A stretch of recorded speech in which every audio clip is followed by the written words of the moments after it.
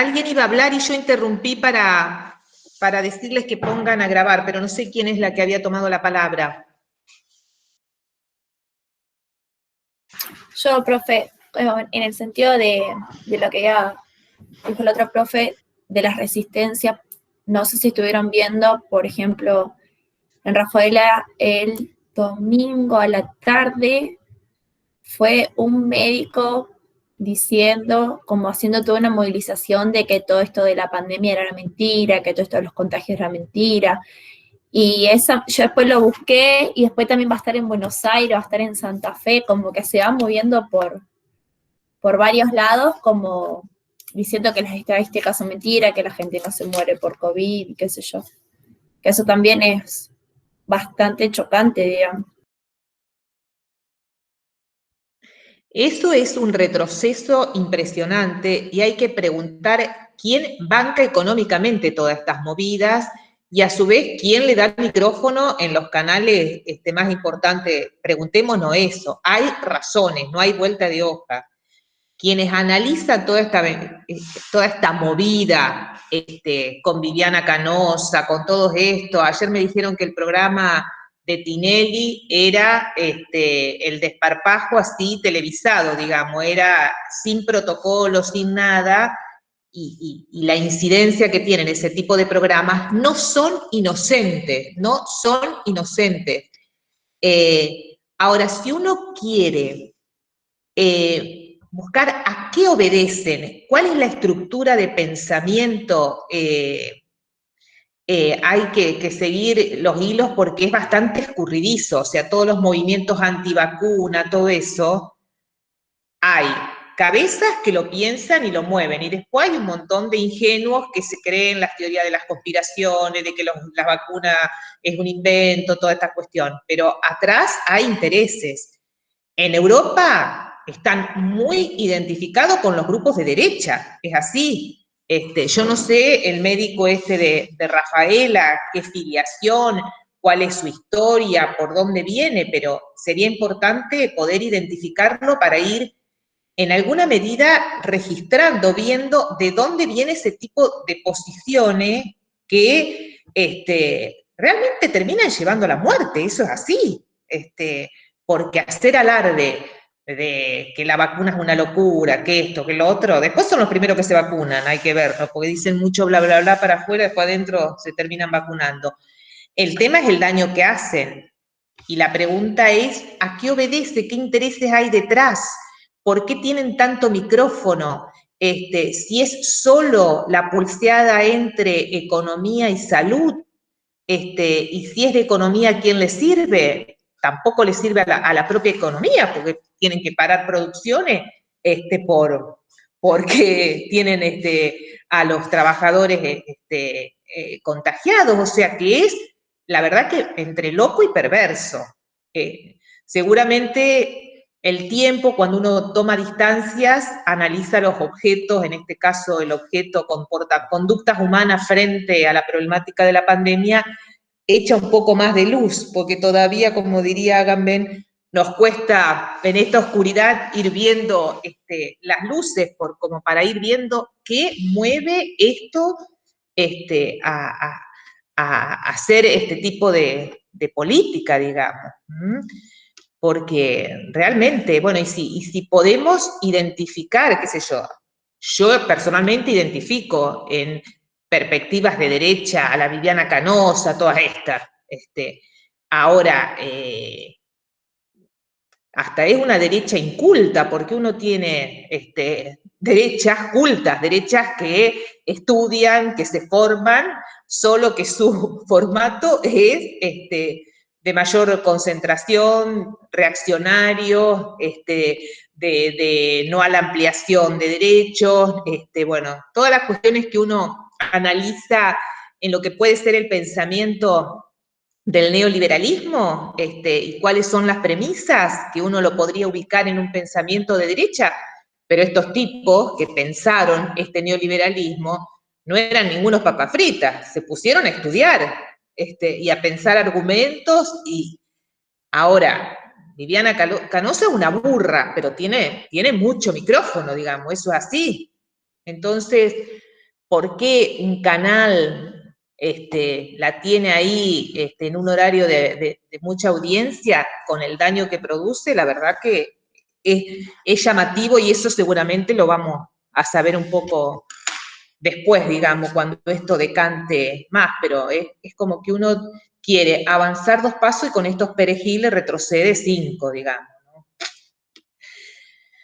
Bueno, estamos más o menos, siempre metidos, no, cuando inicié la conversación sobre el tema de la pandemia, que les pregunté por los cuidados, no, me acordaba años, ¿se acuerdan vos, Eugenia y Ivonne, hace unos años cuando había pasado con alguna chiquita de por ahí de Paraná o de Entre Ríos, un femicidio horrible, que nosotros le decíamos también, cuídense, tengan ustedes sus propios registros de que sus compañeras sepan dónde están, porque, bueno, no me acuerdo si era esa chica que trabajaba en una fotocopiadora, ¿te acordás? Cerca de San Benito, de por ahí, que algunas la conocían incluso. Priscila Hartmann. Exactamente. Y entonces ahí me acuerdo que había salido el tema de, bueno, de cuánto dolor, pero a su vez cuánto temor, digamos, tienen las jóvenes, las mujeres, aún mucho más que los varones, con la cuestión de la salida, de esto, lo otro. Nosotros decíamos, bueno, cuídense, busquen mecanismos de que si salgo, que alguien sepa dónde estoy, como para estar protegida, resguardada. Y ahora con esto yo digo, bueno, es un bajón realmente, pero bueno, es lo que nos toca atravesar. Bueno, vamos a ver si nos podemos ir metiendo en la hoja de ruta 7, mira, parezco que digo la ruta 40, la ruta 7, bueno, en la hoja de ruta de la clase. Bien, Carmen, porque la última 7. hoja de ruta fue la correspondiente a la clase 7, y hoy estamos en la clase 8. Sí, pero viste que lo dije que parece cuando lees la ruta en los mapas, la ruta 7, bueno, un poco nosotros les habíamos dado ahí, siguiendo con el trabajo acerca de los tópicos, algunos videitos y lecturas. Y vamos a tratar de hacer algo conversado, algo que sea ameno, algo que sea provocador. Yo hoy a la mañana me torturé mirando el Meet de la clase última, y ahí veía, y debo haber contado 350.000 veces la palabra se ve que hablo y digo ni me doy cuenta, debe ser el latiguillo que tengo. ¡Qué horror Bueno, así que, porque les voy a confesar, creo que no tuve coronavirus, pero debo estar vieja porque me pierdo en las cosas. No, este sistema de clases así virtuales con los Meet, a mí me confunde mucho más que yo saber que los martes me encuentro con los estudiantes y comparto la clase, porque estoy medio que no sé si alguna cosa ya la trabajé, no la trabajé. Me pasa después que tuvimos la mesa de examen, y bueno, aparecieron cosas también vinculadas a lo que trabajamos acá. Entonces, por ahí digo, ¿ya lo habré dicho a eso o no? Entonces, por eso es que dije, voy a volver a mirar la clase para ver qué abordamos y no volver con lo mismo, pero realmente me cuesta mucho más ordenarme que cuando es la clase presencial, que uno tiene el registro del estudiante frente, que algo te dice, que algo, y uno sabe más o menos llevar el hilo, pero así me cuesta más. Bueno, así que, recordaba el otro día de la clase que apareció la discusión en torno si tenía capacidad de pago, si estaba bien o no que alguien que puede pagar la vacuna la pague para dejar el lugar a otro, y todo lo que ello había provocado, que me parece sumamente interesante las reflexiones o las conversaciones que uno puede hacer cuando aparecen situaciones o inquietudes o dudas, porque me parece que ahí es donde, en estos intercambios, donde aparece la mayor riqueza. Entonces, por ahí, veamos cómo ustedes pudieron ir avanzando con la ficha de cátedra y con estas herramientas, dispositivos que dimos para complementar la ficha de cátedra, como es ese videíto de Silvia Federici, o lo de Duvet, después está, bueno, y está la ficha de cátedra, está Dora Barrancos y eso. Pero a ver, si damos un poquito lugar a ver qué cosas pudieron ir viendo.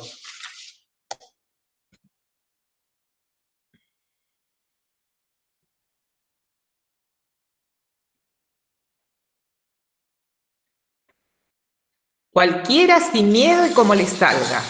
No hay problema.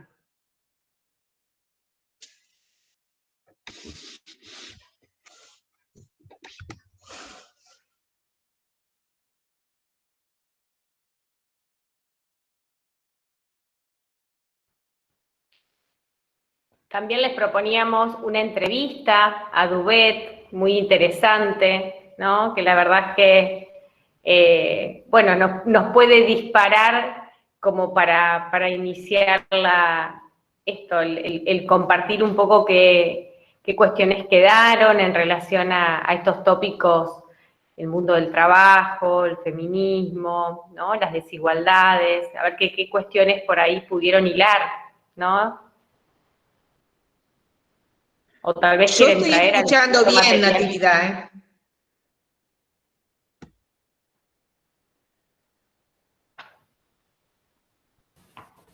Hola, ¿se me escucha?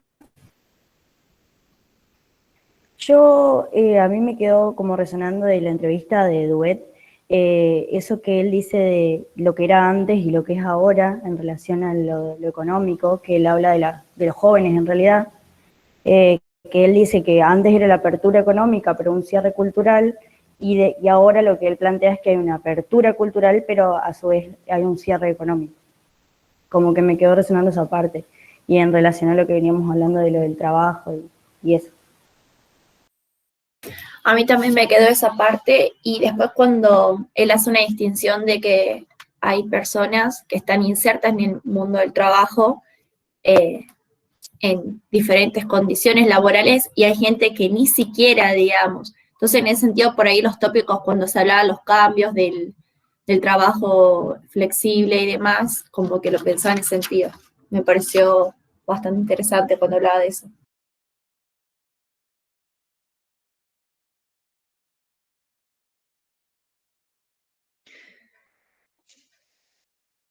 A mí me parece que justo, Paula, lo que vos decís, para mí no tiene desperdicio esa entrevista, si bien es sobre la realidad francesa, pero hay muchísimos puntos que se reconectan, ¿no? Esto de cómo pensar que el estudio antes era la posibilidad del ascenso social, de la movilidad social, porque, bueno, había una vinculación entre la escuela y luego el mundo laboral, y cómo esto se invirtió, ¿no? Que eso también él lo toma en su texto, el de por qué preferimos la desigualdad, porque él reivindica esa escuela pública del siglo pasado, que era el gran igualador social, digamos. A la escuela pública iba todo, el hijo del obrero y el hijo del ejecutivo, y ahí no había diferencias, ¿no? Pero cuando él hace esa relación entre cuando él era joven en los años 60 y lo que es hoy, eso es un poco cuando uno dice estos tópicos, un clima de época, qué cosas se modificaron y cuáles son esas representaciones, esos valores, esas ideas presentes hoy y que son distintas a las que hubo en otro momento. Un poco en eso está la clave de pensar lo contemporáneo, en el sentido, bueno, a ver, ¿qué tiene este aire que respiramos? ¿A qué huele? ¿Cómo lo podemos captar? Porque son parte de nuestras intervenciones.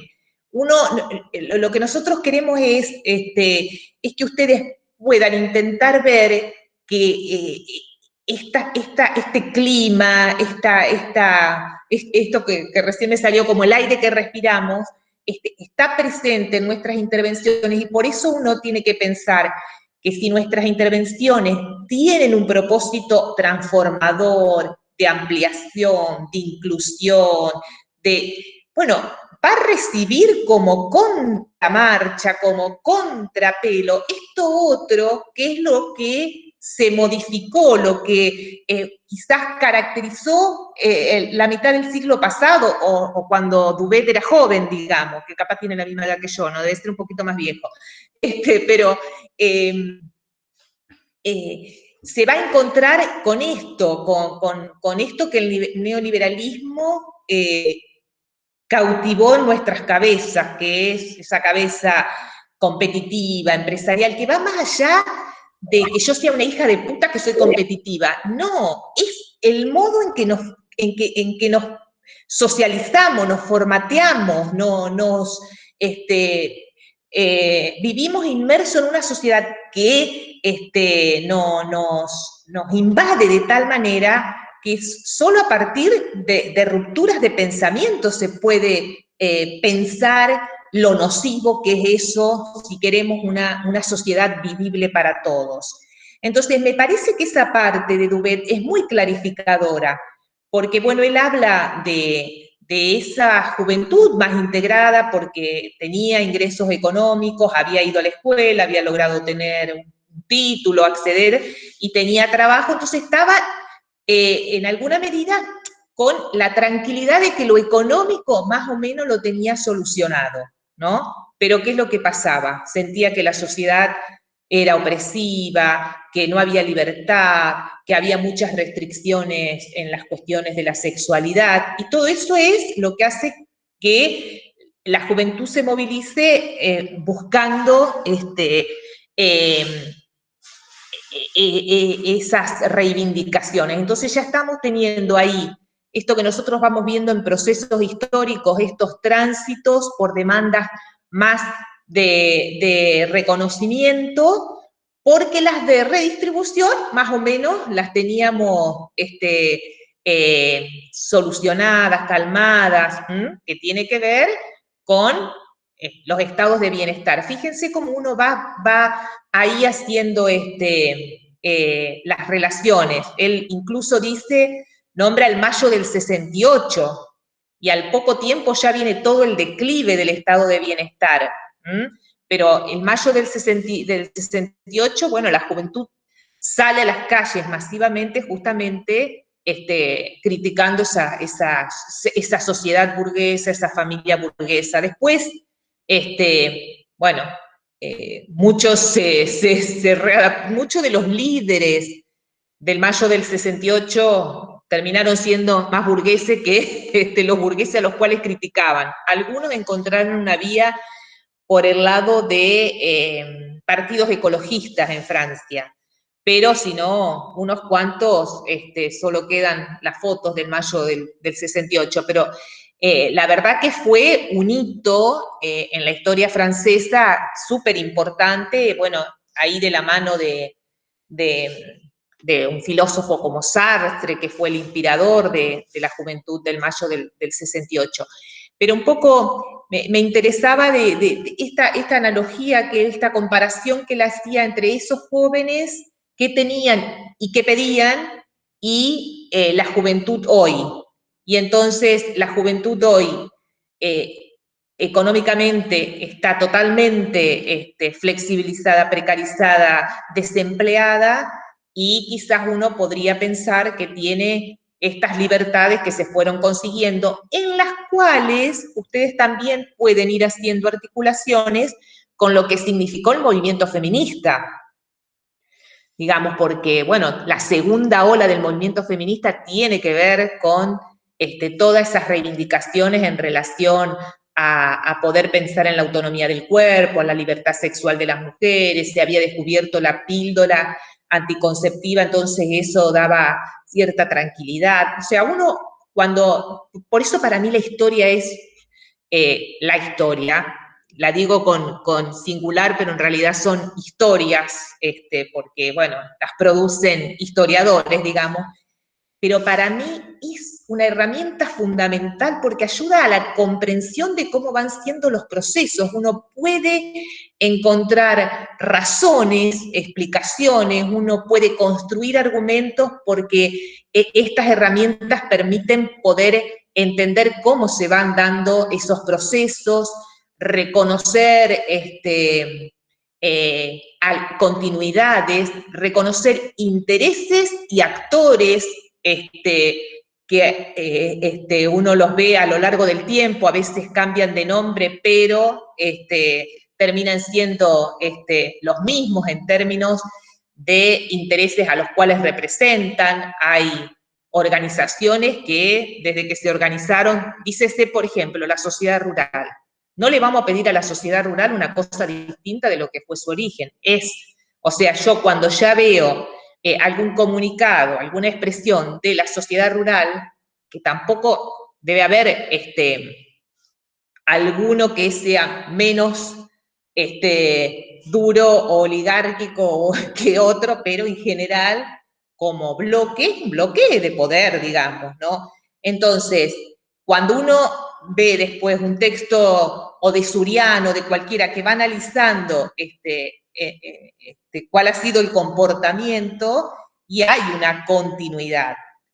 Lo puede ver también en otras organizaciones, y también en algunas organizaciones hay que distinguir los matices. Uno puede ver, si analiza, qué sé yo, el comportamiento de la Iglesia Católica frente a la cuestión social y lo analiza en perspectiva histórica, y bueno, ahí hay que ir analizando que la Iglesia Católica también es una organización heterogénea y que tiene al interior grupos que uno dice no comulgan en nada unos con otros. Ahora, alguno es más hegemónico y por ahí es el que mayor capacidad de presión tiene. Entonces, un poco, vuelvo de nuevo a lo que quería decir de cómo el análisis histórico, cuando uno dice desde una perspectiva histórico-crítica, es eso, es poder ir viendo y analizando, y si uno puede hacer este juego como hace Duvet, de qué diferencia hay entre estos jóvenes de los años 60 y los actuales, bueno,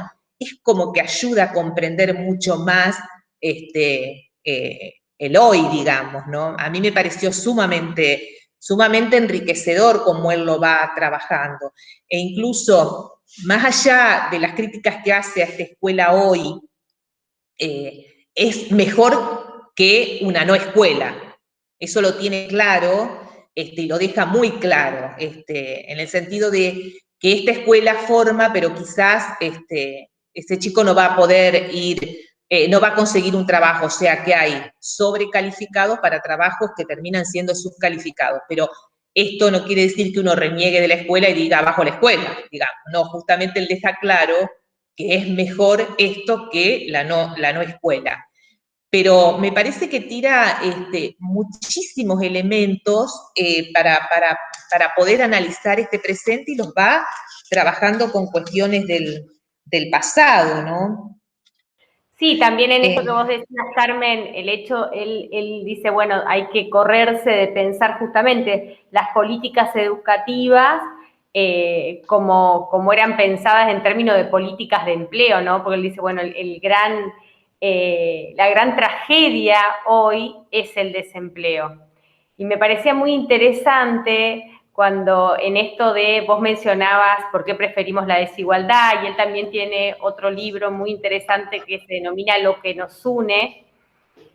Y bueno, y él en la entrevista también dice, bueno, que cuando el obrero y el patrón están en las fábricas, ¿no? Hay algo que los une, más allá de que eso que los une también los enfrenta por estos intereses diferentes en relación a eso que los encuentra. Dice, bueno, que justamente la gran tragedia es que eso desaparezca en términos de, bueno, de este desempleo masivo que si bien él habla para su sociedad, lo hace en general, porque la entrevista justamente tiene que ver con qué estudian la sociología o las sociologías en la actualidad, ¿no? Dice, bueno, realmente es interesante también cuando él habla del racismo y las desigualdades sociales, ¿no? Un poco el análisis que hace y que bueno, que está bueno también poder escucharlos, a ver al resto, qué vieron, qué les llamó la atención. Podemos pensar en hacer algunas articulaciones también con la entrevista de Silvia. La verdad es que yo también los volví a escuchar y hay muchos entrecruzamientos. Sí, también en esto que hablaba Carmen, que había mencionado estas cuestiones de las políticas de redistribución y reconocimiento. Y como que se me venía la pregunta en relación a qué identificaciones ustedes pueden hacer de lo que fuimos leyendo, de los videos de la última hoja de ruta, del material bibliográfico y demás, entre un tipo de demandas y otras, que después vamos a ver que no están tan escindidas, ¿no? No se puede pensar tan por fuera una de la otra, pero ¿qué cruces pudieron ir haciendo?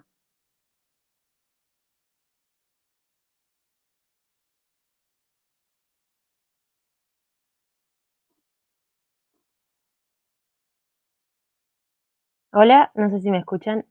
Ver seguro que no, porque no tengo camarita, pero... ¿Se te escucha? bueno. Sí, se te escucha bien. Bárbaro. En esto que estaba diciendo Eugenia, por ahí me surgía esto que dice al final Silvia Federici en su video, que dice que ella cree, digamos, que la lucha debe partir como una lucha de esa condición del trabajo no pagado, digamos. O sea, como que esa es una de las demandas principales que ella va, digamos, justificando o argumentando en su video. Y como que es una lucha de reconocimiento, pero también de redistribución. Como que ahí se podría ver, digamos, que están las dos caras, digamos, en ese pedido de ella. Yo creo que eso es como lo más ilustrativo. Y después otra cosa que venía lo de Dubet también, que es algo que fue un pensamiento recurrente mientras leía Dubet y mientras leía Castell los textos. No llegué a leer Nancy Fraser, que decían, o sea, como que todo el tiempo, todo lo que ellos se proponen, digamos, me hace querer volver o a escucharlos hoy en este contexto de pandemia. Cuando habla, por ejemplo, de la crisis de solidaridad, estos lazos, digamos, que se rompen, que él dice, y que, o sea, que tiene supuestamente un antecedente en la fraternidad, como poder pensar todo esto, digamos, hoy. O sea, ¿qué dicen ellos respecto a, a la crisis de solidaridad hoy en la pandemia, digamos? ¿Qué cambios? O sea, como que me surgían preguntas a los autores, digamos, respecto a estos conceptos que iban trayendo. Eso, para cerrar ahí, Duet.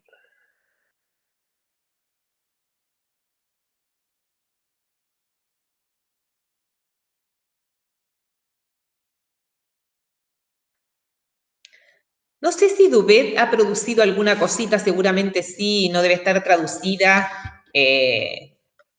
sobre la pandemia, pero hay sí toda una línea que Ivonne recién lo mencionó con el libro, que es esto de pensar lo común, o sea, de cómo la búsqueda y la construcción del lazo tiene que ser, lo que tenemos en común es lo que nos tiene que unir, digamos, va a ser por ahí. A veces quizás no haciendo disquisiciones respecto a derechas, a izquierdas, me parece que cuando plantean esto de lo común, lo plantean como una forma de pensar cierta horizontalidad, pluralidad, heterogeneidad, que nos permita juntarnos con aquellos con los que tenemos cuestiones compartidas. Eso es como una línea, me parece que Laval y Dardot, que es el otro texto que trabajamos sobre neoliberalismo, también tienen un texto que habla acerca de lo común. Pareciera ser que como que es una línea, una tendencia del pensamiento de la izquierda francesa, porque todos estos están involucrados dentro de lo que es la izquierda francesa, quizás un poco desencantada con las expresiones de los socialismos que accedieron a Macron es socialista, el anterior ¿cómo se llamaba el anterior primer ministro francés? Hollande, algo así, Hollande, vienen del socialismo y como que todo este grupo de intelectuales franceses como que están medios decepcionados y están pensando, pero inscripto dentro de una izquierda también, Rosan Balón, todo esto que por ahí son autores que nosotros trabajamos, que en Argentina tienen más llegada porque me parece no sé, que hay mayor receptividad de estos autores por ahí que por ahí otros más sajones, pero capaz que es lo que uno consume y en otros lugares se trabaja mucho con autores o norteamericanos o sajones, pero hay toda una línea de decir, bueno, la realidad nos está interpelando y nosotros como intelectuales algo tenemos que decir y una línea que se está viendo me parece que es esto de pensar búsquedas de coincidencia con quienes tenemos algo en común, digamos, ¿no? Me parece que va por ahí. Pero no sé respecto a la pandemia de Duvet, la verdad que no leí casi cosa. Capaz que hay que googlear y buscar y hay alguna cosa escrita. Después, en todo caso, veamos, pero seguramente debe estar produciendo, lo que pasa es que por ahí no está traducido, pero deben estar. Yo Ajá. nomás me quedé por ahí con lo que plantea Ivonne, esta relación del mundo del trabajo y feminismo. Me ponía a pensar por ahí en, bueno, Rafaela, hay muchas industrias y, bueno, toman jóvenes varones para hacer las temporadas de 3 o 6 meses, son trabajo flexibilizado básicamente, pero en eso, digamos, son solo varones, digamos, no lleves vos mujer un currículum porque la empresa quiere hombres. Entonces como que en esa relación de la división sexual del trabajo y el trabajo flexibilizado, y también en el sentido que planteaba Duvet de los jóvenes.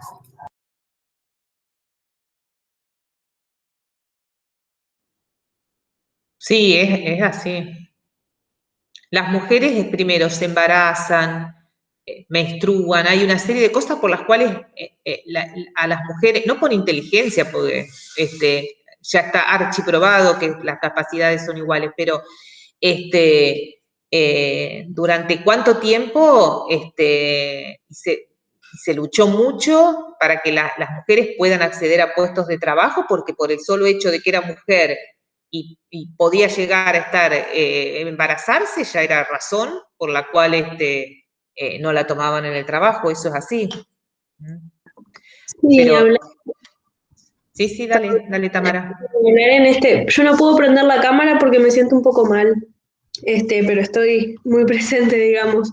Ni hablar en este contexto en el que, bueno, la mayoría de las actividades por ahí vinculadas a la educación, al bienestar general, al ocio de las niñas que quedaron a cargo de las mujeres y muchas tuvieron que dejar sus trabajos, digamos. Eso se profundizó un montón por ahí ahora con la pandemia. Muchas tuvieron que dejar sus estudios también y bueno, es algo que se está discutiendo bastante, digamos, dentro de los feminismos, y por ahí vinculándolo un poco con esto que decía Dora Barrancos en el video, digamos, de que las mujeres históricamente fueron destinadas básicamente a todas estas cuestiones vinculadas al cuidado, digamos, y bueno, en este contexto se ha profundizado mucho más.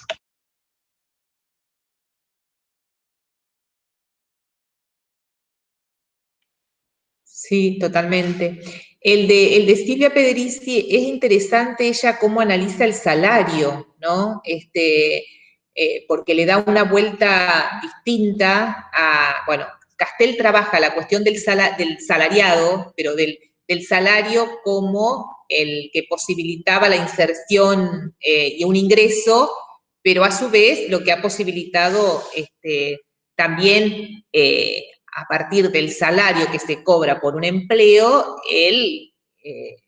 un gran rasgo de identidad, esto es reconocerme por el trabajo, soy maestro, soy esto, soy lo otro, entonces era como dador de identidad y la relación era del salario, porque salario cobra quien tiene empleo, cosa que no pasa con las mujeres, ¿no es cierto? Entonces me parece que la Silvia Federici en eso está bueno, y por eso habla del patriarcado del salario, porque bueno, hace una reflexión sobre el gran organizador del capitalismo a través del salario, donde hizo la división sexual del trabajo, generando al hombre proveedor de un salario, y a las mujeres recluyéndola, que es interesante porque ella dice, en una elección que no hizo, digamos, fue un proceso de naturalización que se hizo sobre la subjetividad, la socialización de hombres y mujeres, o adentro, el hombre afuera,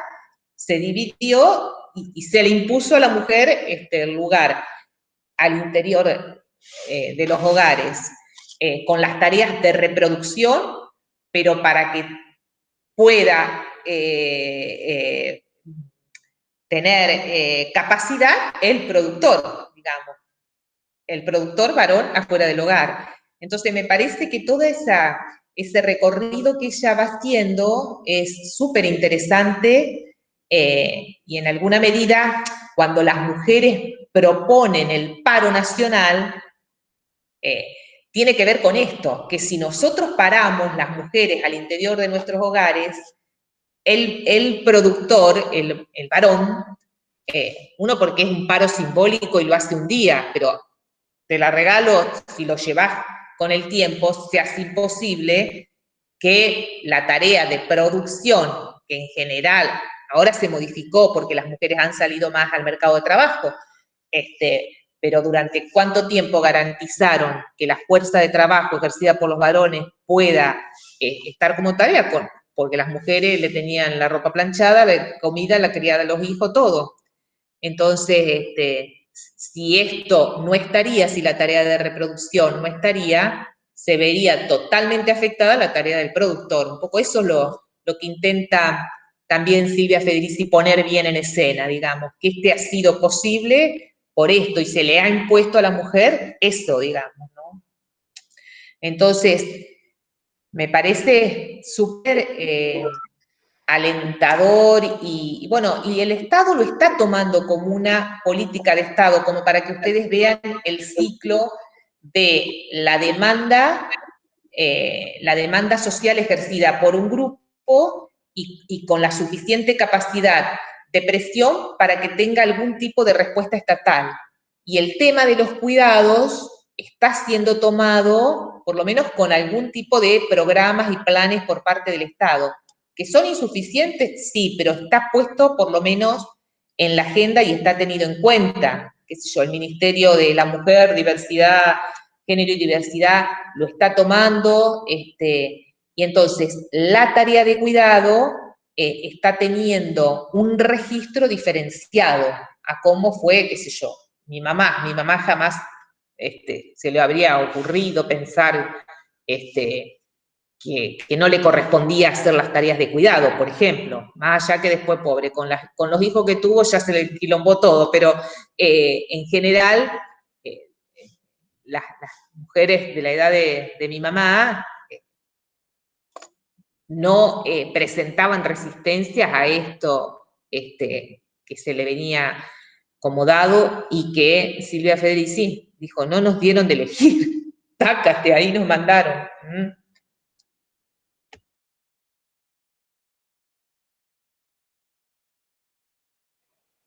No, se me vería a la cabeza, bueno, que también esto se torna un problema a partir de la esencialización, de suponer que la mujer tiene como esencialmente que ocuparse de esas tareas, ¿no es cierto? Y que, bueno, esto del mandato construido en torno a que su lugar está en el ámbito de lo privado, fuera de la esfera de lo político, de lo público, en relación a lo doméstico, y como también para pensar, me parece súper necesario e interesante, para pensarnos nosotras como colectivo profesional, mayoritariamente habitado por mujeres, porque eso es una realidad, y no lo deja de ser. Sin ir más lejos, hoy somos todas mujeres acá también conectadas en el MIT.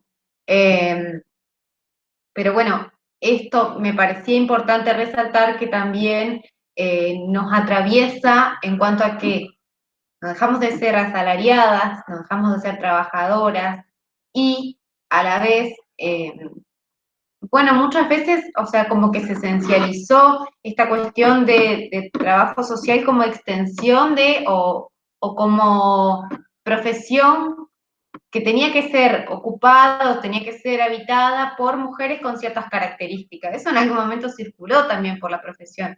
Y características asociadas a la feminidad. Obviamente que a eso lo disputamos y eso está a las claras, digamos. Por algo hablamos de posicionamientos políticos, por algo tomamos posicionamientos, por algo instalamos temas en agendas, por algo asumimos un montón de otros roles que en realidad quizá no fueron los inicialmente asignados, no sé si inicialmente, en algún momento por ciertas corrientes y por ciertas posiciones. Pero me parece también importante esto y recuperar cómo eso también nos ubica en una determinada posición al interior del concierto de la ciencia, ¿no es cierto? Porque hay un montón de mitos o hay una posición, si se quiere, también de desigualdad producida a partir de esta esencialización de las características que debería cumplir la mujer y de la mano de esto de trabajo social como profesión mayoritariamente habitada por mujeres.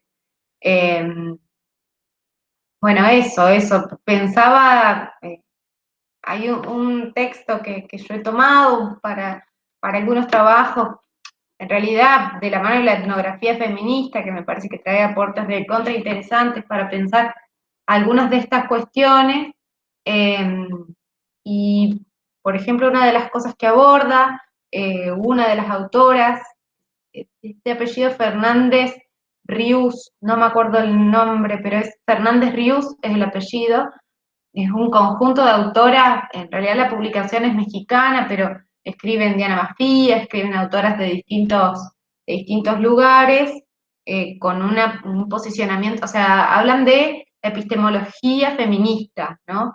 Y hablan de cómo, bueno, en realidad también hay ciertas posiciones que se supone se les asignan ciertos atributos como más asociados a la feminidad, y hay ciertas profesiones a las que se les asignan atributos más asociados a la masculinidad, ¿no? Esta cuestión como de la objetividad, de la neutralidad, se supone que dentro de un cierto imaginario está como más asociada a la masculinidad y a profesiones que son mayoritariamente habitadas por hombres, como por ejemplo la medicina, la abogacía, que después haya construcciones diferentes dentro de cada disciplina, por supuesto que las hay. No se trata de esencializar una disciplina, sino de ver cómo también esto va ubicando como posiciones de jerarquización dentro del concierto de las disciplinas, y cómo, bueno, a partir de esto se generan ciertas representaciones, ciertos prejuicios, ciertos estigmas, como por ejemplo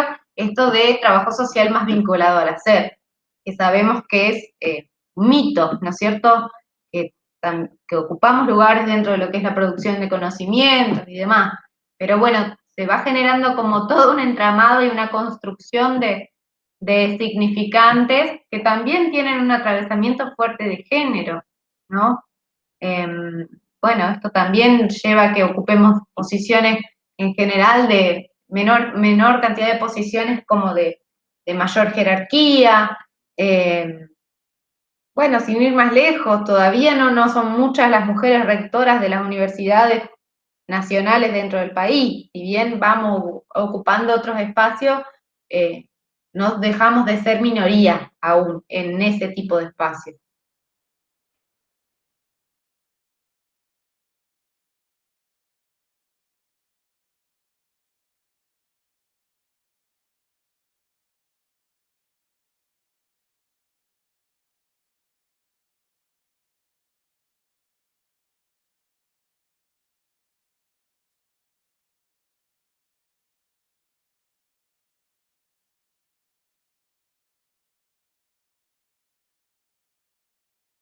Por ahí eso último que traía Euge tiene que ver por ahí con las 4 dimensiones que hablaba Dora Barranco.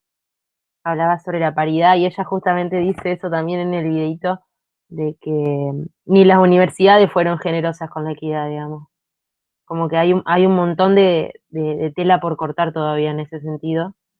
Y está buena esa distinción como de 4 dimensiones que hace para decir que digamos que es necesario conseguir esa equidad.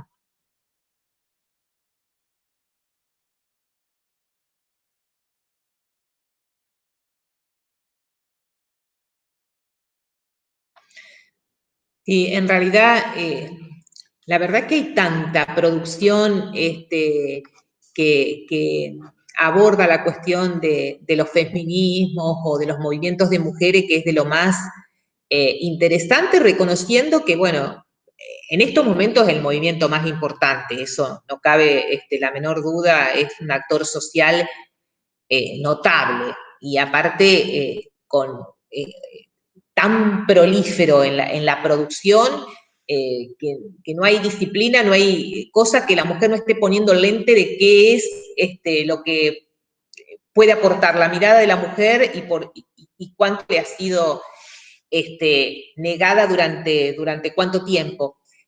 A mí una cuestión así como para poder entender es, primero, cómo es una categoría, la cuestión de género, que al feminismo le ha venido muy bien la categoría de género para poder entender cuestiones que desde antaño venía el feminismo luchando, desde el sufragio universal. Bueno, hay algunas feministas que ya plantean que había un feminismo de la Ilustración, dado incluso por aquellas mujeres que participaron de la Revolución Francesa y que pasaron a guillotina, digamos.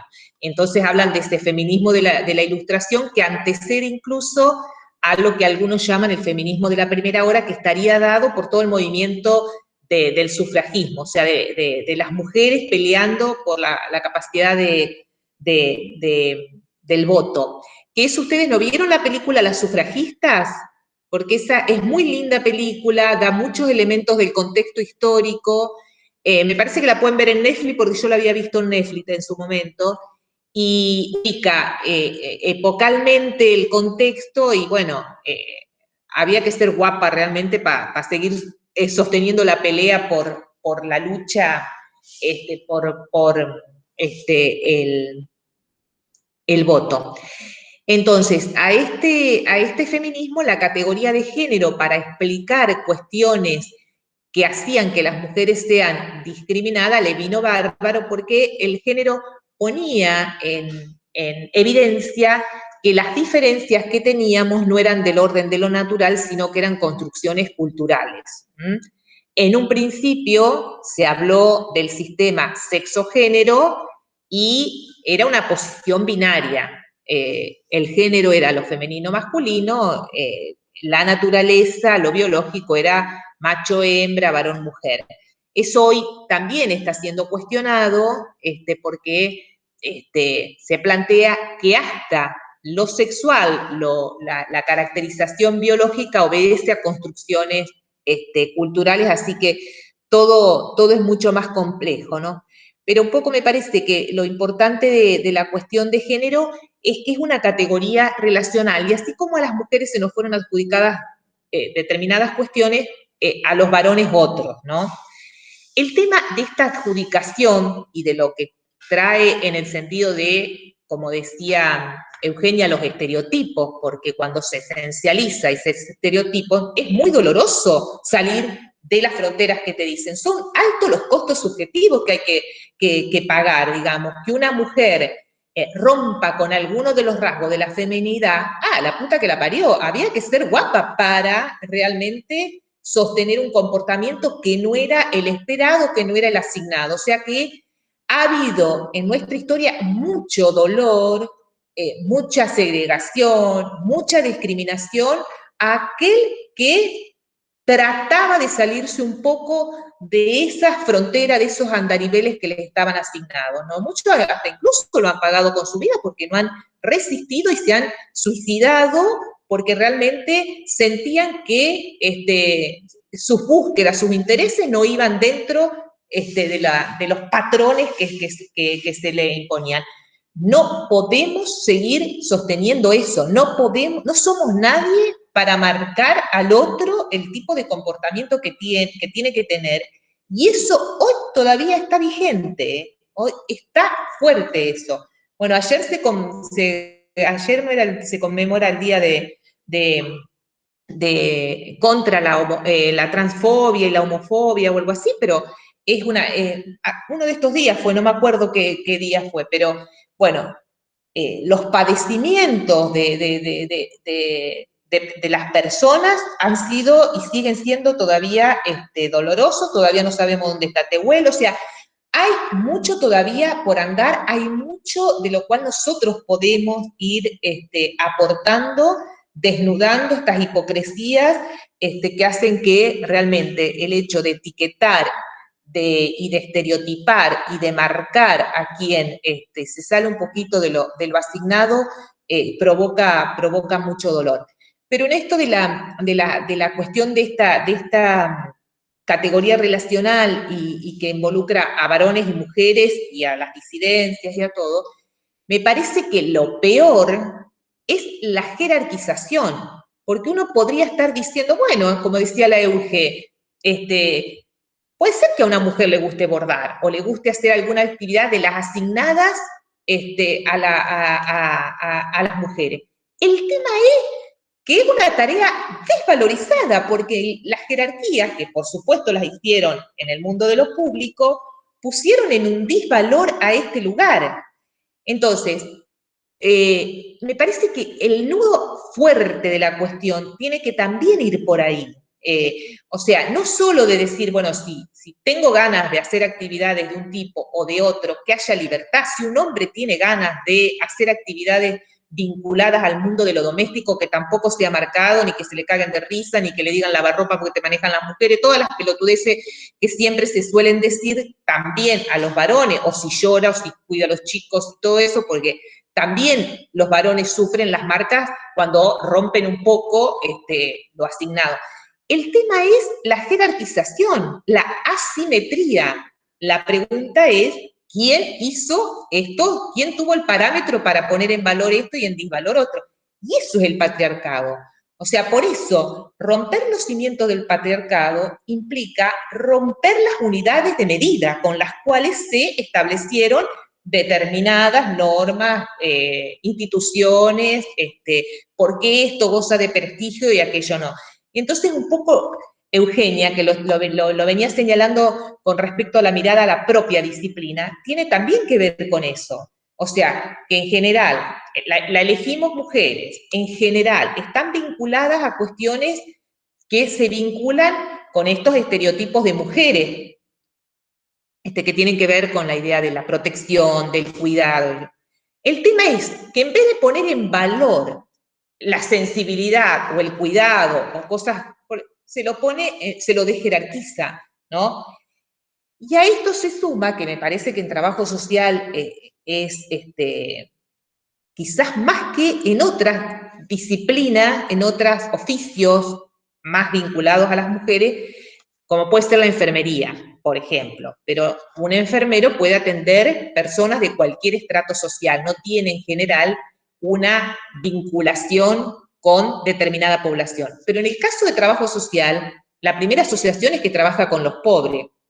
¿Quién está desjerarquizado en la sociedad? Más desjerarquizado y desvalorizado, los pobres. Y si son morochos, más todavía, porque justo la mayoría de los pobres son morochos. Miramos qué casualidad. Entonces, esto es una ironía, che. Entonces, fíjense que cuando uno analiza nuestra propia disciplina, también tiene que poner en tela, en evidencia o en tela, en clave para poder ser analizada. Ahora, ¿esto qué implica? No, me voy a dedicar y quiero un trabajo social distinto, que trabaje con otro sector y que se... No, pongamos en valor esto. Y la salida a lo público no tiene que ser para yo lograr prestigio, sino la salida a la esfera de lo público tiene que ser para poder hablar de las injusticias, de esto, del otro. O sea, cuando nosotros decimos dar visibilidad, que es poner en la esfera de lo público, es poner en la esfera de lo público todas las situaciones de discriminación, de desigualdad, esa tiene que ser la salida a lo público nuestro, no para el prestigio personal, para, bueno, cuestiones que por ahí se vinculan al varón con el mundo de lo público, el mundo de la política, de las decisiones, que me parece que es una pulseada que las mujeres tenemos que hacer, pero también esa salida a la esfera de lo público tiene que estar para dar cuenta, para dar a conocer las cuestiones con las que nosotros trabajamos, ¿no? Una cosita que ahora justo estoy escuchando, ¿vieron las elecciones de Chile ayer? ¿Alguien? Sí, ¿alguien vio algo? ¿Tiene información de algo? Bueno, paso a decir como detalles, muchas mujeres jóvenes lograron la alcaldía de las ciudades, entre ellas la de Santiago de Chile. La gana una economista de 30 años del Partido Comunista. Yo justo me mensajé con la Tere Matus porque le había mandado el viernes diciéndole, bueno, que la elección de los constituyentes sea lo mejor para los chilenos. Cualquier cosa debe ser mejor para los chilenos que lo que estaban teniendo, pero...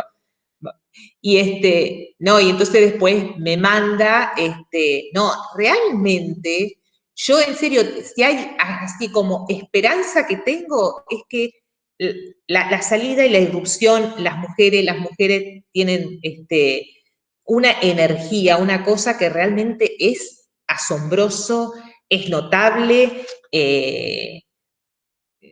realmente creo que es el movimiento por excelencia. Bueno, busquen de Chile, es realmente un batacazo, porque ni siquiera, ahora se reforma la Constitución, tenían la Constitución de Pinochet, pero paralelo a esa modificación que se elegían los constituyentes, se eligieron algunas alcaldías y ahora, y también gobernadores, que son los de las regiones, creo, bueno, algunos van a segunda vuelta, pero fue tan contundente el avance de estos jóvenes que ni siquiera tienen para derecho a veto, o sea, lograron que la Constitución va a ser una Constitución salida realmente de lo que fue este movimiento impresionante que se viene dando desde primera Constitución, desde hace 2 años. Nosotros ahí en la ficha de cátedra, viste que cuando hablamos que Latinoamérica es la sociedad más desigual, ¿ustedes vieron la ficha de cátedra que la acompañamos con algunas fotos?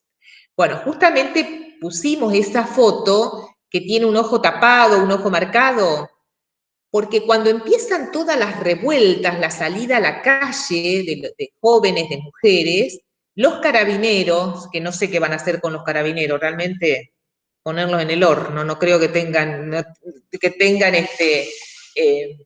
arreglo los carabineros, porque saben quiénes son los carabineros, sería la policía militar chilena, pero está formada bien en la represión, la tortura. Bueno, le tiraban, ha sido impresionante la represión desde hace 2 años y hace 2 años que vienen siguiendo. Empezó en octubre del 19 esto, que después le digo si se acuerdan cómo empezó, y le tiraban a los ojos. Hay más de 200 y pico de personas que perdieron un ojo y hasta hay quienes perdieron 2. O sea, estaban adiestrados estos carabineros para hacer blanco en los ojos de la gente. Busquen porque eso fue muy marcado, salió a nivel internacional que pedían por favor que paren, pero bueno, así todo, con los niveles de represión, siguieron adelante y lograron hacer primero ese primer plebiscito para cambiar la Constitución y ayer sale lo de la Constitución. Pero, ¿ustedes saben el movimiento así como surgió? Yo se los voy a poner el videíto, porque el videíto es extraordinario. Son los chicos estudiantiles, los chicos de la escuela secundaria que les aumentan el boleto y entran a saltar los molinetes para no pagar el metro, el boleto, porque no pueden estudiar. Y así empezó todo. Entonces hay un videíto ahora, que ayer lo levantaron algunos, que dicen, pensar que esto empezó en octubre y salen, pero las gurisas, ustedes no saben lo que es, viendo saltando en molinete. A mí se me pone piel de gallina de pensar la osadía, la audacia, la valentía, y ahí empezó y empezó. Pero claro, tiene que ver con lo que Dubet me parece que también señala, los niveles de endeudamiento que los pobladores chilenos tenían para que sus hijos vayan a la escuela, porque tenían que sacar préstamos al banco para pagar la cuota de los colegios. Prácticamente no hay escuelas secundarias que no... Hay muy pocas escuelas secundarias, habría que ver bien el sistema de la escuela secundaria, si es pública o no, y las universidades son todas pagas, digamos. Eso fue Pinochet, que privatizó Pinochet, que fue el laboratorio por excelencia de el neoliberalismo, de la escuela neoliberal de Hayek y de von Mies y todo eso. Bueno, Chile fue justo el globo de ensayo, y bueno, privatizó todo, desde las jubilaciones, pensiones y las universidades también. Entonces, las poblaciones tienen tanto nivel de endeudamiento que, bueno, esto explotó y explotó con este aumento del metro. Entonces, fíjense, y ahí, bueno, lo de las mujeres ganando las alcaldías realmente es muy, muy sorprendente, muy llamativo. Así que es a pasos agigantados lo que las mujeres venimos, construyendo, haciendo. Yo quiero ver, bueno, ahora dejo de hablar un poquito.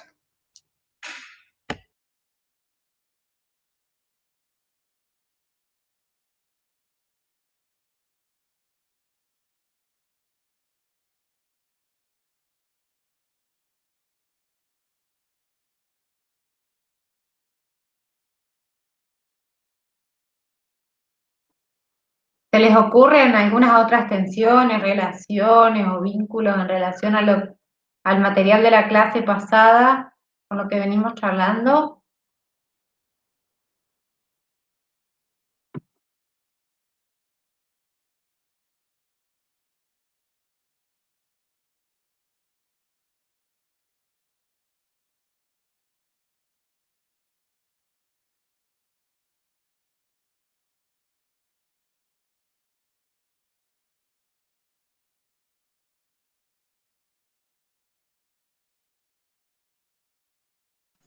Hola, ¿me escuchan?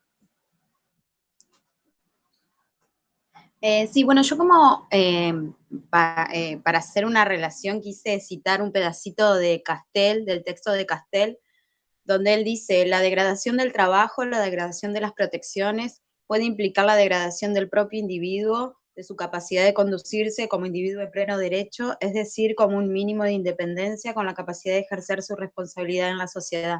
Este pedacito, digamos, de cita me parece que resume que, digamos, esto de las desigualdades es como un punto de partida, todo este mundo del trabajo, todas esas desigualdades, las desprotecciones que se van dando a través de las transformaciones, y que, digamos, esto en el feminismo, en el colectivo feminista, y en las mujeres se ve aún más acentuada, aunque, como dicen ciertos autores, se han ampliado, digamos, campos donde la mujer puede estar inserta, pero que no es el punto, digamos, al que también se aspira a llegar, sino como como un punto de partida, pero que queda mucho más en esa lucha. Y bueno, y por ejemplo lo relacioné con la palabra esta discriminación, que digamos como que bloquea también a su vez estos tres ejes, digamos, estos tres tópicos. Y bueno, y que digamos, esa cita resume, digamos, esta relación. No sé si se me entiende. Y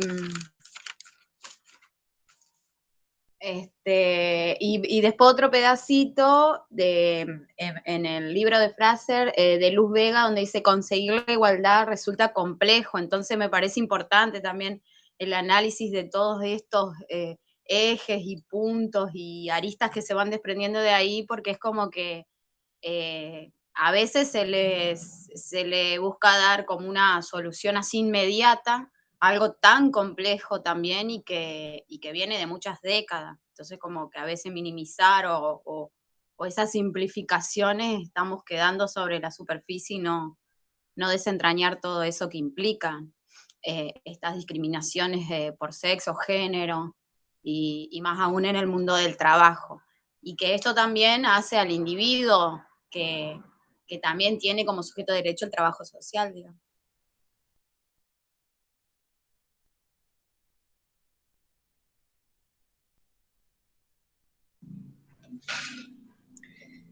Sí, yo acuerdo, a mí me parece que es un buen ejercicio el poder complejizar y comprender la densidad que tienen las problemáticas, porque si no uno puede llegar a convertir en un eslogan, decir, mi propósito es buscar la igualdad, si no reconoce la complejidad que el problema de la desigualdad tiene. Esto no quiere decir que uno no busque la igualdad. A mí me parece que Dubet, en el texto ¿Por qué preferimos la desigualdad?, que también me parece sumamente interesante, él un poco lo que señala es, si bien nunca fue una sociedad igualitaria por completo, pero la igualdad era un valor que era anhelado. A nadie se le iba a ocurrir fomentar, propiciar o alardear en favor de la desigualdad en otro momento histórico. Al contrario, querer la igualdad para todos era un valor que se fomentaba, que se propiciaba, que se buscaba. El tema es que a hoy esa igualdad no tiene el mismo estatuto, el mismo apego, el mismo valor producto del neoliberalismo, de esta sociedad, de este declive del estado de bienestar, porque el estado de bienestar en alguna medida era un promotor de igualdad cuando promueve la solidaridad como el vehículo de los sistemas de protección social y todos aportamos para que todos cuando seamos viejos tengamos una jubilación. O sea, pensemos todo lo que se va construyendo en la multiplicidad de servicios, de instituciones, de normas, de reglas. Bueno, es como que todo se encausa para promover tales y tales cosas. Y así, durante mucho tiempo, las jubilaciones eran un valor preciado, digamos. Las jubilaciones, el sistema de reparto, digamos. Cuando uno se va a las lecturas, yo algunas tengo porque tengo las revistas del Museo Social y son del año 30 y pico, cuando recién empezaban los primeros derechos laborales, la búsqueda del descanso dominical, la jornada de menos hora, la regulación del trabajo a domicilio, o sea, un conjunto de cosas que se fueron luchando, amalgamando, estudiando, y hasta que se vienen a instalar las primeras cajas que dan lugar a la jubilación. Todo eso era anhelado, era buscado, era propiciado por los trabajadores. ¿Cómo eso cae en declive? Y cae, pero porque también empieza a revertirse y lo que antes era una usina de búsqueda de solidaridad empieza a ser una usina de búsqueda de salvate vos, y vos ganas más porque vas a tener que tener la misma jubilación que el otro. Y ahí empezamos. Esa usina es un producto creado deliberadamente por el neoliberalismo que ve en el Estado benefactor, en el Estado social, en el Estado, su enemigo. Esto hay que modificarlo, tiene que ser otra cosa, que cada uno sea empresa de sí, que los riegos lo tiene que pagar cada uno, bueno, todo eso. Y empieza entonces todo el otro proceso, Entonces, es complejo, es denso. No es que no sea modificable, porque si pudo ser una realidad la instalación de la cuestión de la solidaridad y del apego a la igualdad, uno puede decir, si lo fue antes, pues no lo va a hacer ahora. El tema es que, como dice en la Validardot, para conocer lo que queremos, para combatir algo hay que conocerlo bien. Entonces, un poco el llamado es, conozcamos bien para saber, bueno, cómo viene la cosa. Nosotros, cuando el otro día analizábamos lo de la pandemia y veíamos, bueno, cómo gestionan los estados, y uno ahí se puede ir dando cuenta, los estados que piensan un estado para las mayorías, un estado que busca minimizar las consecuencias o prevenir la enfermedad, y un estado a lo Bolsonaro, que es una cosa es un genocida realmente, porque ya no solo las muertes, pero la locura que tiene encima, todavía hoy está pregonando que es una gripeciña. Entonces, la pandemia da elementos para poder pensar cuál es el rol del Estado y cuál es el rol del mercado, digamos. El mercado quiere guita, no va a solucionar el problema, y si solucionará de los que tienen poder adquisitivo. Entonces, con esto que por ahí se vuelve hasta como, no apocalíptico, lo que yo soy convencida que esta realidad, esta sociedad es una construcción humana, y así como la construimos de esta manera, puede ser construida de otra. Lo de Chile lo va mostrando, o sea, hay ejemplos que van señalando que por ahí las voluntades se juntan, hacen fuerza y se modifican cosas. O sea, no es que es irremediable, que es natural, que el fin de la historia. No creo en eso. Lo que sí creo es que hay que conocer, estudiar, para saber si queremos modificar algo, cuáles son los puntos débiles y los fuertes de aquello que queremos modificar. ¿Con quién podemos hacerlo, con quién no? ¿Qué podemos cambiar y qué no? Un poco eso, y me parece que vos, Griselda, bien lo decís, o sea, es complejo, es denso, pero no es que no sea modificable. Euge, ahí yo te mandé al grupito el videíto ese de, no tiene desperdicio, porque es un canto a la adolescencia, a la juventud. Si lo pueden pasar, que es el de un Twitter que dice, ayer Chile cambió, va a cambiar su constitución, algo así, y hagamos memoria de cómo empezó esto. Y no, a mí eso me pone porque es de una frescura, de una cosa que realmente ni los chicos se imaginaron, ni las chicas, porque son muchas mujeres, que esto iba a derivar en esto. Realmente es piel de gallina, a ver, y es súper alentador. Ahí veo si lo puedo reproducir, no creo que por el Meet, pero si no les paso el enlace. Es cortitísimo y es muy lindo, porque es cuando empieza la primera movida de los escolares,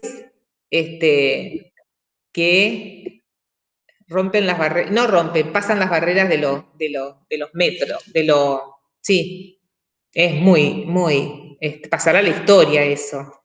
Así como uno mira películas viejas o algo así, esto es realmente...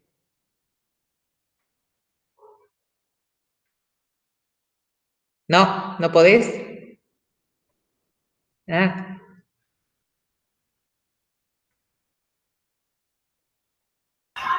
Si no, compartimos el enlace, Euge. Yo lo estoy viendo acá, la verdad que te emociona, se te hace así como un nudo. Aparte son tantas pibas.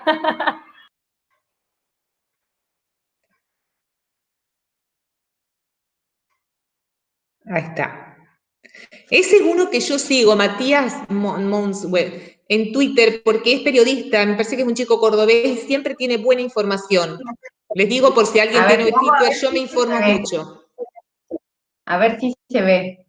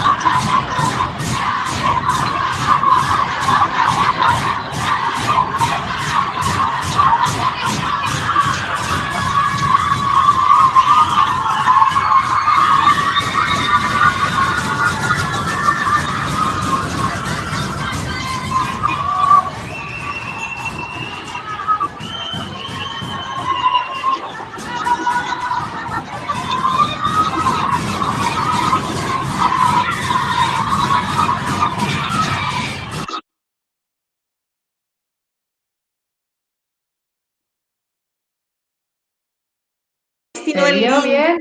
más o menos, porque en realidad se ve un poco mejor y se escucha lo que cantan en el videíto si lo ven. Pero bueno, es la primera salida diciendo que no van a pagar el aumento y entonces pasan arriba de los molinetes, que hay que ser ágil para pasar arriba de los molinetes, y bueno, cantan, y eso fue el inicio de algo que después no se detuvo más porque se fue sumando las mayorías de la población en esto que era una reivindicación súper sentida de una sociedad que parecía tan pacífica, tan aletargada, y sin embargo es como que detonó a través de eso, y bueno, y aparecieron todas las demandas por los niveles de desigualdad que había atrás de esa fachada de sociedad con crecimiento económico, que pareciera ser que ha habido crecimiento económico, pero nada de derrame para abajo, digamos.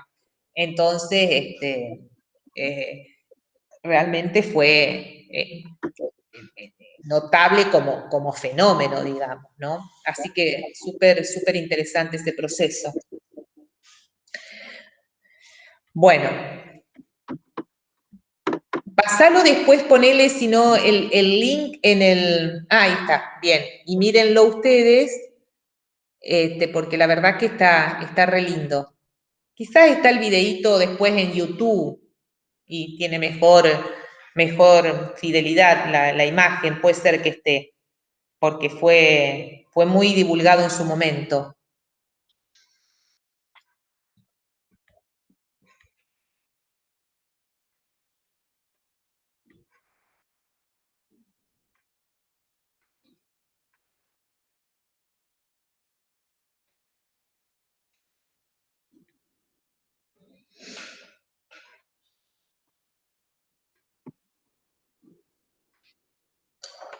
Sí, básicamente lo que se me venía un poco es como que también estamos hablando de distintas claves de pensar la desigualdad, o sea, no dejamos de dar vueltas sobre temas que se entrecruzan y se tocan permanentemente, en relación a la cuestión de género, en relación al mundo del trabajo, bueno, justamente esto de redistribución y reconocimiento como que viene un poco a cuento de estar pensando en justamente en distintos modos de desigualdad, pero que a la vez no dejan de tocarse, de estar entrelazados absolutamente, porque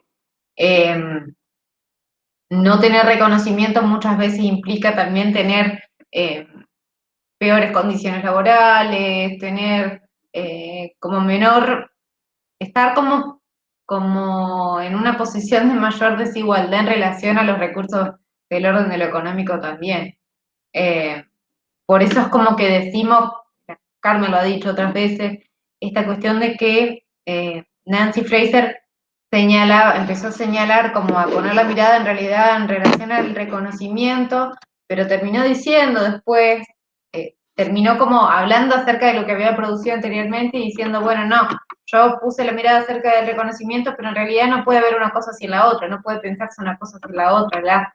El reconocimiento sin la redistribución, o sea, por fuera de la redistribución, sería impensable, pero eso, como para traer nada más algunas claves, como para ir viendo las articulaciones que se van generando en relación a los distintos temas que en el fondo es como que empezar a tirar hilos para ir mirando desde como un caleidoscopio que presente distintas fases de la realidad, pero es la misma realidad, ¿no es cierto?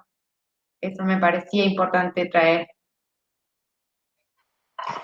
Y después están los aportes de las teóricas también feministas que trabajan la idea de la interseccionalidad, o sea, de cómo esa suma de desigualdades la padecen mucho más, o sea, que a una desigualdad se le suma otra, y se le suma otra, y se le suma otra, y bueno, hay como algunas sujetas, poblaciones que viven un conjunto de desigualdades, o sea que eso también es otra clave para poder pensar esto de cómo se expresa la desigualdad, o sea que reconocimiento Y el no reconocimiento y la no redistribución en su multiplicidad de facetas, digamos, sería cómo analizar desde la interseccionalidad esas múltiples desigualdades, ¿no? Como otro modo de entrarle al tema, ¿no? Pero bueno, no, por ahí en esta línea de lo que planteas, Carmen, justo el otro día leí un artículo, ¿no? De esto un poco de las teorías críticas y, bueno, del doctorado en trabajo social de La Plata. Y bueno, planteaban justamente que en trabajo social no podemos pensar una teoría crítica sin tener en cuenta la interseccionalidad, ¿no? Es decir, y otras cuestiones, pero digo, me parece que es muy significativo, si bien es un término que viene del feminismo, pero cómo nos abona, ¿sí? Al momento de poder entrecruzar, complejizar la mirada en la intervención profesional, ¿no? Y un poco esto, la pregunta que les dejábamos como disparador en la hoja de ruta, que bueno, que cómo ustedes, ¿no? Como estudiantes de un cuarto año, estando tan próximos a recibirse, bueno, cómo estos tópicos se entrecruzan, los convocan, los provocan a pensar ese futuro escenario de la intervención profesional, ¿no? Que un poco por ahí, por ese lado, va la propuesta de por ahí no preparar una clase magistral en términos de, bueno, la clase tradicional donde el docente expone y el resto escucha, sino que lo que pretendemos es ir como un poco haciendo esta invitación, ¿no? A través de las propuestas que les hacemos en la hoja de ruta y un poco la dinámica que pretendemos que pueda estar presente en las clases. Y en ese sentido, por ahí, es que bueno, que estamos como todo el tiempo tratando de participarles bueno, para convocarlos desde ese lugar, ¿no?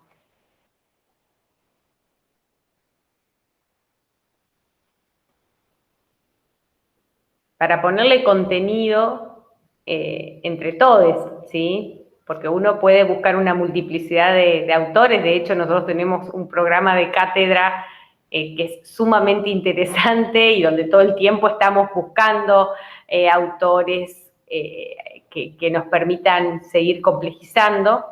Pero bueno, un poco siempre la invitación, al menos al momento de pensar los encuentros y de pensar las hojas de ruta, es esto, ¿no? Bueno, que ustedes puedan pensarse, ¿sí? Puedan incorporar, puedan apropiarse, puedan hacer mediaciones, ¿sí? Como decía Carmen hoy, bueno, un poco vamos a provocar a ver qué pasa, porque, bueno, están como en el tramo final de esta carrera de grado y creemos que es importante que se puedan llevar puestos todos estos aportes y la manera de llevárselos puestos es justamente aprendiéndolos, incorporándolos, comprendiéndolos, ¿no? Así que bueno, eso me parece que es como renovar la invitación también, ¿no? Y otra de las cuestiones que por ahí veníamos pensando es en relación a ese número que no se conecta, ¿no? Si bien nosotros podemos chequear y demás en el campus quienes ingresan, cada cuánto y demás, pero bueno, por ejemplo, en este momento somos 18 quienes estamos participando, ¿no? Es decir, que si nos restamos nosotras 3, son 15 estudiantes. Entonces, no sé si tienen conocimiento, si tiene que ver con una cuestión de conectividad, de dispositivos, cuestiones laborales, familiares, en relación al resto de los compañeros, ¿por qué no estarían participando?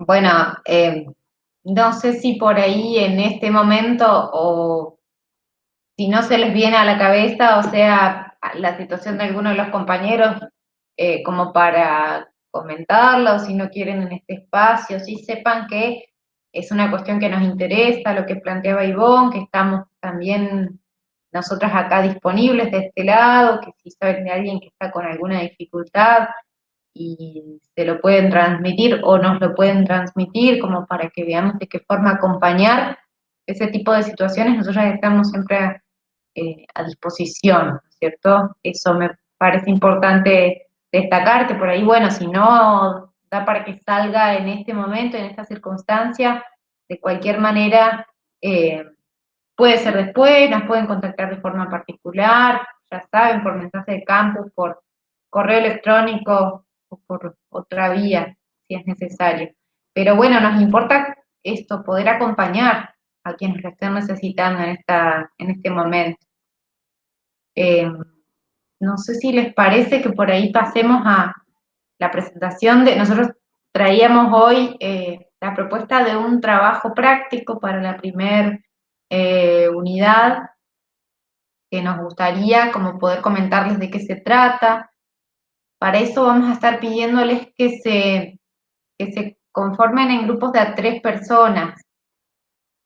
No sé, chicas, si quieren, yo mientras voy buscando para presentar. Buena Natividad, buenísimo. Bien. Estamos entonces a disposición, estamos a la espera, esperamos que nos contacten y lo vamos charlando. Yo voy compartiendo, si quieren, la propuesta. Quieren que la busco, si quieren ir Sí, un comentando. poco traemos lo de la cuestión de la... Me recuerdan TS Contemporáneo, ¿es el correo? TS Contemporáneo, ¿no? @ftsuner.edu.ar. ¿Mm? Así es, Natividad. No, un poco lo que traen las compañeras, porque realmente es una preocupación para nosotros el número, sobre todo porque fueron matriculadas como 40, creo, 40 y chirola, y en realidad siempre estamos más o menos en la mitad. Entonces, bueno, un poco, por lo menos saber si es una decisión no cursarla y cursarla el año que viene o algo así, porque nosotros, como equipo de cátedra también nos preguntamos, bueno, ¿serán por ahí las clases? Uno va haciendo también los procesos de autoevaluación, de cómo sentimos que se van dando las clases, miramos cronograma, vemos cómo estamos con el desarrollo de los contenidos, y para nosotros es también un modo de autoanalizarnos respecto al proceso de enseñanza-aprendizaje. Pero como de muchas personas, de muchas estudiantes, no tenemos retorno, no tenemos si están navegando, si están o están, si lo miran a los después, eso. Entonces, es como una preocupación. Sé que la gente de la práctica también ha tenido con algunos estudiantes que no tienen forma de que les respondan algún mail y eso. Bueno, por lo menos, si ustedes tienen conocimiento de compañeras que no están en esta hora, pero en otro momento están conectadas con la asignatura, nos viene bien porque la verdad que nos preocupa. Bueno, y este sería uno de los trabajos que nosotros tenemos pensado como una exigencia para la cuestión de la regularidad. Es muy interesante el trabajo, ¿no es cierto, chicas? Por supuesto. Se ve bien. De lo más interesante que van a ver en los últimos tiempos.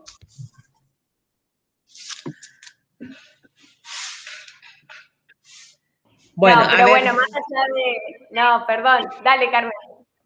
Era joda. No, era una broma. No, pero la lectura que le damos es muy linda. La verdad que Eso re iba a interesante. decir, que más allá de la broma, la verdad que es una propuesta sumamente interesante, dinámica, que la verdad que el texto, el artículo de Suriano que les vamos a compartir y que les vamos a proponer como material central de trabajo es sumamente interesante, llevadero, la verdad es que también le dimos mucha vuelta a cómo lo armábamos al trabajo para que también no se torne pesado, ¿no? Y que sea algo que sea una linda invitación también de parte de nosotras, ¿no? Más allá de que uno sabe, bueno, que hay que acreditar, que hay cuestiones que hay que hacerla, pero decimos, bueno, un poco la idea también es que sea algo que tenga algo de disfrute y en ese sentido es que decimos que es una linda invitación, ¿no? Bueno, tal vez nosotras nos copamos mucho y disfrutamos mucho de lo que hacemos y por eso... No, pero ¿no te da la impresión que es una lectura que te viene bien para la comprensión de muchas cosas? O sea, es lindo, es llevadero. No, realmente yo lo disfruté. Y mirá que lo terminé de leer el domingo muy temprano. Bueno, no, a ver, como bien decía Euge, la idea es un trabajo práctico, ¿sí? Que sea que lo puedan hacer de a 3 estudiantes, y en algunos casos se complica por cuestiones laborales y alguien lo tiene que hacer en forma individual, también lo pueden plantear en forma personal, pero bueno, nosotros siempre seguimos apostando que hasta incluso en la virtualidad siempre es un componente interesante el poder pensar con otros, ¿no? El poder ir revisando y mucho más teniendo en cuenta un poco las características de esta propuesta que les venimos a traer. Bueno, el material, como decíamos, central, es un artículo de Juan Suriano, que ustedes lo conocen, que lo han trabajado en otras cátedras también, que se denomina Problemas e interrogantes de la historia social en torno a la desigualdad. Es un artículo que tiene 19 páginas aproximadamente, pero que, como bien decíamos con las chicas, es llevadero, es de fácil lectura. La verdad que hace una reconstrucción sociohistórico-política que es muy interesante y una invitación a esto, ¿no? A revisar que solamente vamos a poder comprender algunas cuestiones en torno a la pregunta de qué es la desigualdad y por qué existe la desigualdad, si nos animamos un poco a revisar ese pasado. Así que, en cuanto a la consigna, nosotros pensamos que como instancia de recapitulación acerca de los temas que venimos desarrollando hasta el momento de la unidad 1, les proponemos la realización de un trabajo de reflexión. Sugerimos un escrito con una extensión máxima de 5 páginas, con letra Arial 12 interlineado, no interlineado sencillo, sino el interlineado de un centímetro. ¿Cómo se denomina, chicas? El interlineado. 1,5 creo, ¿no? 1,5, bien. Sí, el que aparece ahí, 1,5, pero pensé que por ahí al momento de leerlo se menciona de otra manera. Bueno, por supuesto un texto justificado en el que puedan, a partir del texto de Suriano, plantear una escritura argumentativa en la que, seleccionando uno o dos de los ejes que les vamos a proponer, pueden hacer un recorrido por algunas reflexiones, tensiones, interrogantes, que vengan amasando del tránsito por el cursado. Nosotros estos ejes, ¿sí? Son ejes que fuimos de alguna manera elaborando a partir, por supuesto, del texto, ¿sí? De cuestiones que nos parecen significativas, que, como bien decía Carmen, aparecen en el texto y que también de alguna manera ordenan, ¿sí? Esos aportes, esas ideas que Suriano pretende compartir. ¿Querés bajar un poco, Euge? Porque no estoy viendo los ejes. Bien. Entonces, algunos de los ejes posibles, aunque no son los únicos, también pueden proponer otros para la realización de este trabajo, son articulación con los tópicos de lo contemporáneo abordados en la cátedra, ¿sí? Recuerden que siempre un poco la guía es la ficha de cátedra elaborada por Carmen. Reflexiones en torno a la desigualdad y a la diferencia entre desigualdad y pobreza. Tensiones en relación al mundo del trabajo y a los matices que éste ha adquirido en los últimos 30 años. Y aspectos en los que Suriano enfatiza al plantear que la historia argentina no se ha preocupado por la desigualdad y a la necesidad de comprender las causas de las nuevas desigualdades para entender las pasadas. Bueno, el trabajo deberá ser entregado el martes 1 de junio a través del recurso tarea, ¿sí? En el campus, y cualquier duda o cualquier inquietud nosotras estamos a disposición, ¿sí? No sé si hay alguna pregunta, si quedó claro o no. El trabajo ya está en el campus, así que a partir de hoy ya ustedes pueden disponer de las consignas y del artículo. O sea, lo que nosotros creemos es que este artículo va tocando los tópicos, quizás no explicitados de la forma en que están explicitados en la ficha de cátedra, pero están. Entonces, la sugerencia es que ustedes, no más de 5 páginas, puedan tomar 1, 2, o lo que se les ocurra, articulando el artículo con lo que fuimos viendo desde el inicio del año a hoy, recorriendo esos distintos tópicos, marcadores.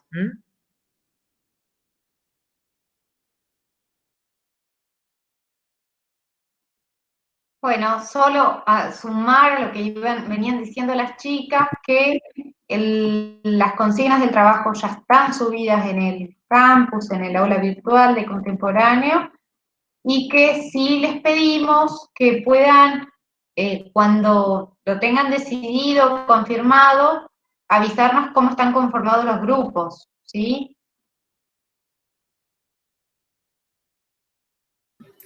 Y lo sube uno por grupo. Yo tengo Y una eso duda, sí ¿dónde les vamos a avisamos? pedir.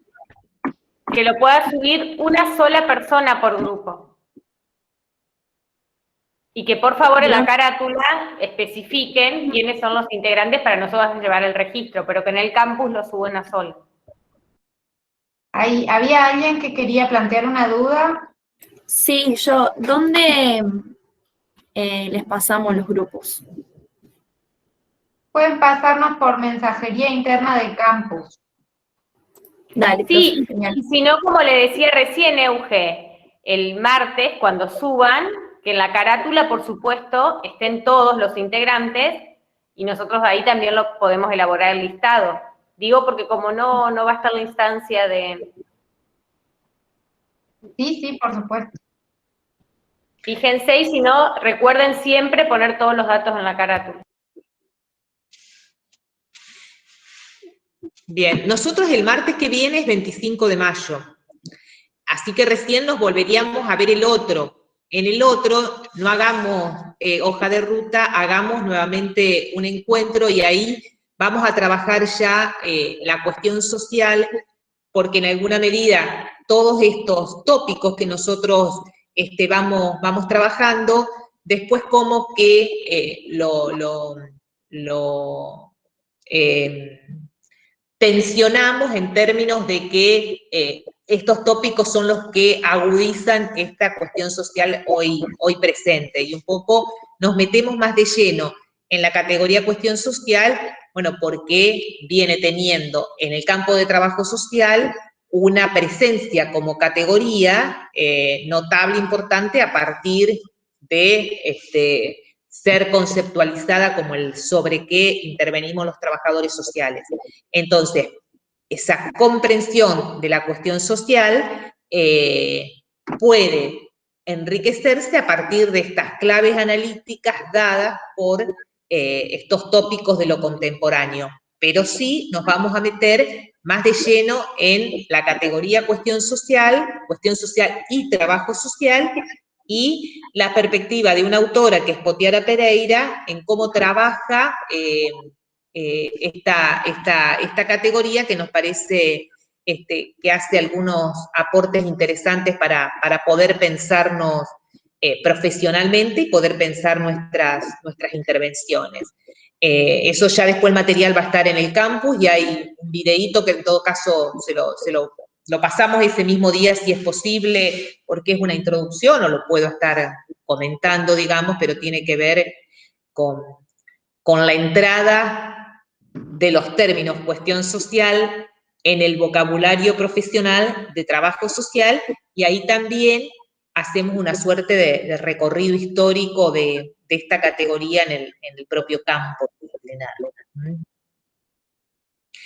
Y con esto estaríamos después cerrando para dar lugar a trabajo social en otras latitudes, y estaríamos terminando la unidad 1. Y que según las chicas no estamos tan mal con el cronograma. Pero, bueno. Consulta si quedó algo para consultar respecto o al trabajo o de lo que veníamos trabajando, importante que se pueda estar comentando, diciendo. Me había quedado cuando se hablaban de las desigualdades, de la interseccionalidad y de cómo estas desigualdades. Sí, nos volvemos a encontrar. No, una cuestión que por ahí sigue siendo como una deuda en la formación profesional es otras de las desigualdades que hay entre el interior y la capital, ¿no? Al interior de las provincias y también al interior del país. Algunas cosas pero se desataron incluso, aparte constitucionalmente, con el dictamen de la Corte Suprema de Justicia acerca del DNU de Alberto Fernández, del DNU donde planteaba esta serie de restricciones para todo el país y donde la ciudad de Buenos Aires se corta solo. Y ahí aparecieron, la verdad que hubo cosas interesantes de algunos constitucionalistas que vuelven a traer, y parecía discusiones de unitarios y federales. Algunos hacían la analogía con esas discusiones bueno, del centralismo porteño y por qué le dan atribuciones de una autonomía cuando en realidad representa a todo el país, porque es la ciudad capital de todo el país. Pero la verdad que estaba interesante en esto de cómo es hasta la ciudad más rica del país y los niveles de desigualdad que tiene, que algunos los están poniendo bien dando a conocer, digamos. Nacho Levi, que es el chico de La Poderosa, permanentemente plantea los niveles de desigualdad que tiene la ciudad cruzando del norte de la ciudad al sur de la ciudad.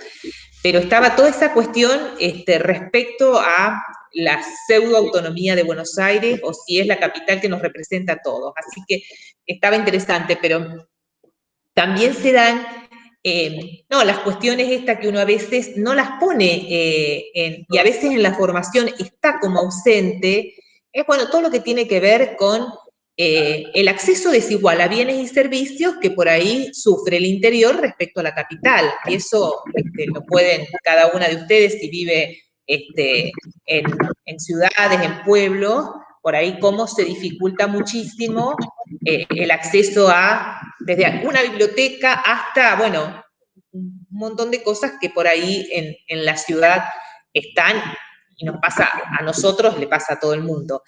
Y es algo que por ahí no lo contemplamos en la formación, ¿no? No lo tenemos muy incorporado como una faceta de distinción y también en muchos casos de desigualdad por un desigual acceso a determinados bienes y servicios, que es otro componente también para meter en esa interseccionalidad. En algunos lugares geográficos es mucho más marcado, porque, bueno, alejado de las capitales, muchas veces viven pueblos originarios, o sea que hay otros componentes que se van sumando en esto de las distinciones y las desigualdades, ¿no? Porque a la distinción hay que sumarle la desigualdad, que era un poco lo que decíamos hoy de la jerarquía. No está mal ser distinto o hacer cosas distintas. El tema es que unas están valoradas y otras no. Uh-huh.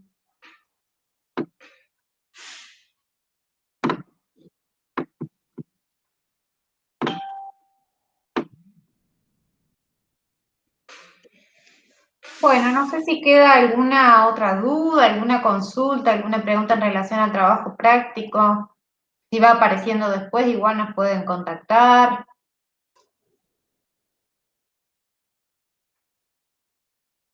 Si no, quizás estaríamos en condiciones y horarios de ir cerrando la clase. Tengan un feliz día de la patria. Y nos veremos entonces el 1 de junio. Ya estamos atravesando el mes 6, por Dios. Ay, es de loco. Por favor. Es de loco. Ahora parece que van a llegar muchísimas más vacunas Sputnik, ¿no? Bueno, nos vemos y un gusto. Besos a todos. Bueno, Chau, chau. Queda subido el trabajo práctico. Ahora subimos la grabación de la clase. Muy Salud. bien. Che, ¿vos la grabación la pasás a YouTube ahora entonces? Sí, hago eso.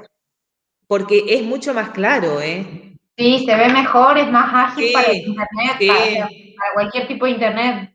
Bien. Bueno, Bueno, bien. nos vemos. Nos vemos. Adiós. Chau, chau. Che, después vemos la clase del martes porque... Para que sigue grabando, si querés después charlar. corta, corta.